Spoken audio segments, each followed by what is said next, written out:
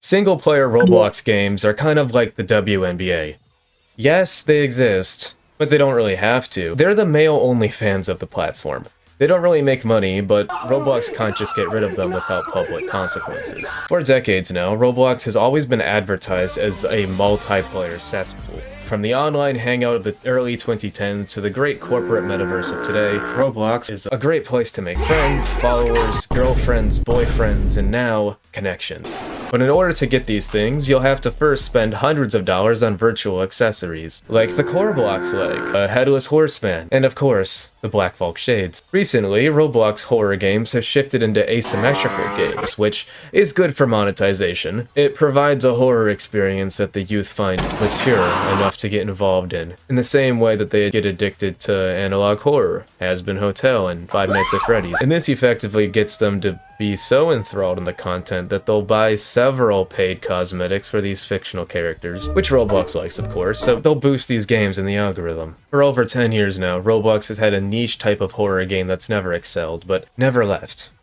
Single-player Roblox horror games. They're the weird cousins at the family reunion. Nobody asked for them, and yet they're here, haunting us all. Although, I do have to mention, Roblox used to have an award category for just single-player games, but that category was removed about a decade ago because it didn't exactly incentivize monetary gain. But I'm here to talk about them today, because I'm Breadian.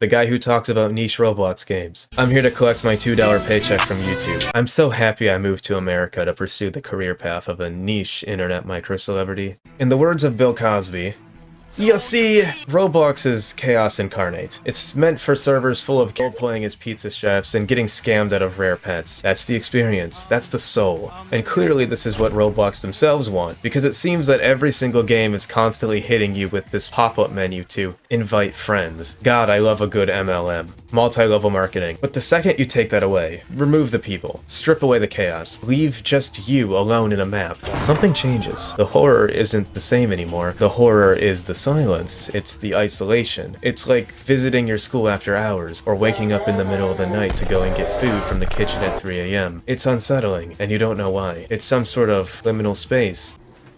And so you don't get out of bed at 3 a.m. because then Nightmare Freddy will f you. One of the first major single-player horror games in Roblox was Lightbulb in 2013, a psychological horror.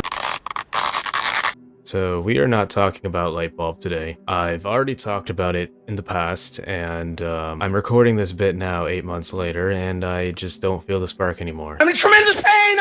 We're just going to skip over it. If you've made it this far in the video, please subscribe to me. I could really use a leg up. This video was written like 6 or 7 months ago, so if you could just subscribe and help me reestablish myself, that would be very nice. Thank you. Yours truly, Breadian. The game has aged fairly well, regardless, barring the fact that Roblox broke the game multiple times due to their forced platform updates. For those who don't know, Roblox has not been the kindest to its elder creators in games when it comes to media preservation. But that's a whole other topic that can either be summarized in one sentence or drawn out to an 8-minute video titled, Why Roblox Destroys Old Games. Anyways, the creator of Lightbulb went on to make another very scary horror game called Silent Dark. They both got nominated for the best single-player game of that year. They did not win. They were beat by the Moana-sponsored event game. Then Silent Dark and Lightbulb were both broken by Roblox. And finally, Zeekers, the creator, made Lethal Company instead. If you decide to play the game, it's in the description. But you need to know this. The game is now half unbroken. Where it was previously unplayable, now you can play half the game. What half of the game is broken? The latter half. What I'm saying here is that you'll commit to playing through the bulk of the game, and then you'll be unable to progress past the climax. Kind of like me in a Toyota Camry, but that's another story for another day. Then came Roses. Now I'll give credit to where it's due. This one actually looked good. Cinematic cameras, heavily detailed environments, and it was all paid access, so you come in with pretty high expectations. For 5 minutes you thought, wait, I think I found peak. But then he realized that the game is a pretty looking walking simulator where you explore an abandoned building with the constant tease that something might happen. Nothing fucking happens. The writing was somewhat on the wall. People were initially very upset that the game became paid access when it previously wasn't, and also the trailer for Roses was purely cinematic shots with no actual gameplay. With the peak of the trailer being the lights cutting out, which is something that doesn't actually happen in the game at all. Roses was also nominated for the best single player game alongside Lightbulb and Silent Dark, but lost to Moana. Who remembers that game? Not me. Ultimately, the game was never finished, and it was so disappointing to the masses that some edgy YouTube commentator made a video dissing it and it got like 200k views. Moving forwards to the mid to late 2010s, you get a rather queer series of games made by a man known as Mugan. Now, there's a lot of Mugan lore. In fact, I wanted to make a entire video dedicated to Mugan, but I got a brain hemorrhage trying to make sense and extract meaning out of his games. And don't even get me started on how it feels to play these games, which, in short, it's painful. Like, I don't ever think I've come across a game that actually hurt to play. Actually, no. That's a lie. Literally just look at my entire YouTube channel. But Mugan's games are a special kind of hurt. Anyways, a large bulk of Mugan's games are not fun to play, in my opinion, but they are fun to read about from his wiki, when the wiki isn't giving nonsensical information. So I hired this guy named Beta Salvation to pen the script for the Mugan video, so I didn't have to play the games. But I didn't end up using the script. So now you're just getting raw Breadian. Mugan has made a variety of games that border on horror and plain surreal. Many of his games have been part of controversy or removed due to unknown reasons, except the ones that I am particularly fond of. What a joyful coincidence.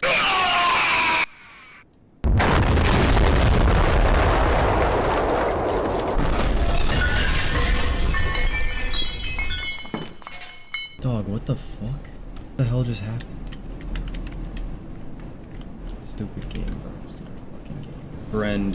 The two Mugan games I am talking about in this video are DVD Man and Man of Seven Shingles. These sound less like horror games and more like rejected rock albums. DVD Man follows a reflective man with a giant DVD as he navigates obstacles. The game utilizes an interesting glitch with Roblox's engine where if your character holds a large object, you can fly forwards. Ultimately, the game appears to be about risk. DVD Man must make it through the obstacle course and utilize save points so that if he falls off, he is able to respawn.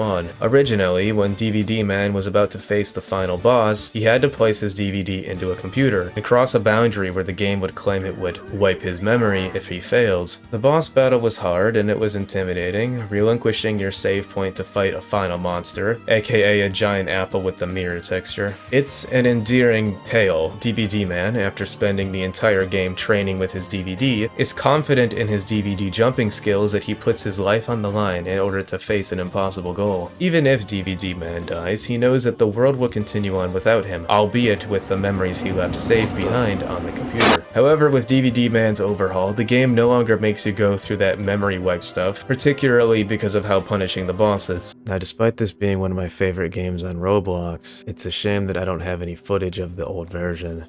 I don't really have much footage at all, for being honest. Sorry about that. I think I wrote and recorded this video when I was in a very, very, very bad mood or something, because this just seems off. So now you just respawn over and over at the final boss fight, and the game is basically just a surface level allegory for Apple versus Windows, I think. Man of Seven Shingles is another game by Mugan that received an overhaul, but is also quite odd. At first glance, one might think that this game is about a man with a disease, or a deadly incident in Home Depot.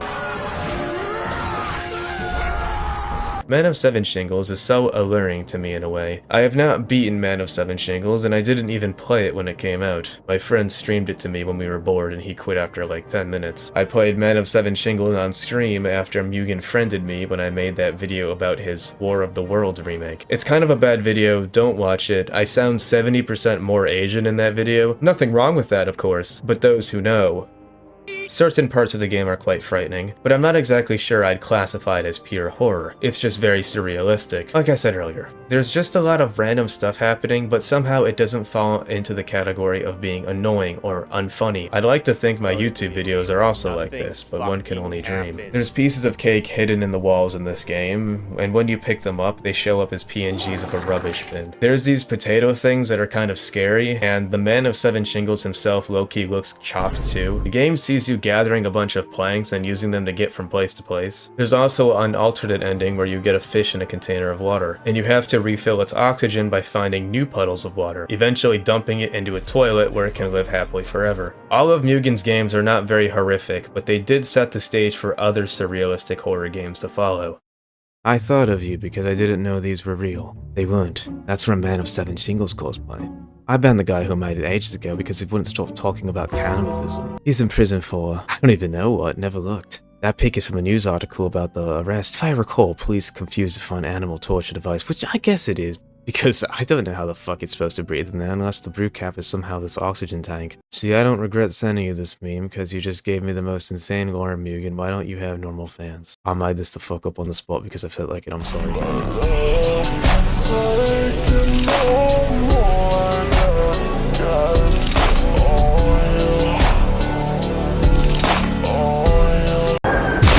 Mugan's style of games have aged somewhat well. There's been various overhauls and updates that remove the loud noises and the client crashing, and just some quality of life improvements. But also, since we're in this era of retro slop, the game's aesthetics are trendy again. They're a little retro-esque. We're simple people, we see studs we like. Mugan also directly inspired people to make their own Mugan-like games, such as Temple Inundacio by Venomshank40, a very atmospheric, creepy game where you play as a water buddy who encounters an eldritch plant monster who bores you at the end. The game has a very solid story, utilizing interactions between plants, water, fire, and sponges in order to create an intriguing story out of a simple premise. The water buddy uses a fireball to destroy the plants and progress through the temple, before being sacrificed to the plant god as part of an endless cycle. An alternate ending depicts the water buddy using an ancient primordial sponge to soak up all the water in the ocean, which destroys the water buddies and the plant god in return. Plants drink water. That's the explanation. I made a video on this game, and the creator of Temple Inundacio, Venomshank40, was actually revealed to be a sock account by a man known as Draggy, whose entire Roblox career is built off of niche single-player horror games. So naturally, we linked up, and I made a video on his catalog of games. A while ago, Draggy released a game called Dog Watching 3, a game where you watch dogs. The previous games, Dog Watching 1 and 2, were both based off of Five Nights at Freddy's 1 and 2 respectively. However, Dog Watching 3 is a bit more vaguely based off of FNAF 3. More so inspired by it. Do you guys remember that FNAF 3 teaser that was fake? Yeah, that's not funny. Well, if you didn't, someone made a YouTube video about it, but basically it said that FNAF 3 would take place inside a Ferris wheel or an amusement park. I mean, and here's to say from the future, FNAF 3 did not take place in an amusement park called Freddyland. The main antagonist was not called Salvage, and the main antagonist did not look like this photo. Actually, I think that last photo was an official teaser. But that doesn't matter, because Dog Watching 3 now makes all of your FNAF 3 fantasies a reality, excluding the ones where you have with Springtrap. Dog Watching 3 takes place in the underground utilidors of an amusement park. It's much more engaging than FNAF 3. Yes, you have the typical audio lure to distract Salvage, the animatronic, but there's also doors that can be temporarily sealed to block his path. The numbers to these doors are hidden in the environment, and the door controls are located on a giant switchboard on the wall. This leads to a pressing sense of anxiety, where it's easy to mess up and press the wrong door instead. This growing sense of anxiety grows exponentially as the night goes on. Salvage continues to move towards your office, while more enemies gradually pile on. Find the chicken.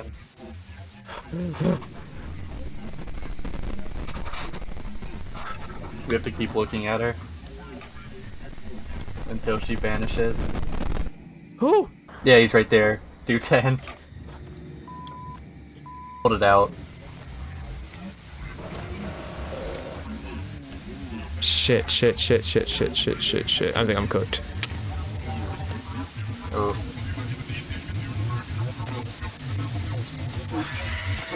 Oh, fuck. The other enemies are more so there to inconvenience you through forcing you to check cams or disabling your tech. I can't recall his name, but one is absolutely terrifying because it's this puppet, doll, raggedy ass looking thing that looms towards you and made me panic quite a bit. Yeah. Okay, what does that do? Okay, go to 5. Hurry 5. Play a lure. Just any lure. What the hell does that mean? If she's in office, you can see her light.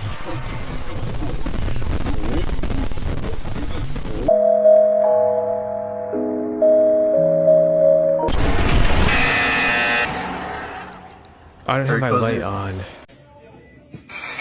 Hold on. Fuck. It's this shoe. Hurry, close the door. Just try and stay away from the door. I think I'm done for. I fucked it. There's also music that kicks in later in the night, which pushes the dramatic tension further. Like, I don't want the Black Sledge Nightmare Freddy to bite my balls off, but because of how anxious I am, I end up fumbling with the door switches, and then there's like 5 other doors, entities attacking me. The first of which is Chica, although I'm sure she's called something else to prevent copyright infringement, who forces the player to find her on the cameras and stare at her until she sods off. Her abrupt introduction via flashing text on screen and a distorted duck noise is startling, and I like how she gets you to look away from Salvage in a more organic way. In FNAF 3, you just like get these blinking red lights and a bunch of errors that get you to leave the cameras. Dog Watching 3 involves more animatronic watching and less tech support. I don't remember much of the other animatronics from memory, except Chica and the Raggedy Ann Frank one, because that one genuinely scared me. I was like a Retro Slop character in the Taco Bell bathroom. I was shitting bricks. Do you think when Retro Slop characters take a shit, it comes out as a 1 by 0.5 stud brick or a 2 by 0.5 stud brick? There's also this other entity in the form of an auditory hallucination, a ghostly presence of the creator of Dog Watching series that looks over your shoulder and quietly adds pressure to your gameplay. And look for Chica. Oh, never mind. Do Foxy first. Just keep.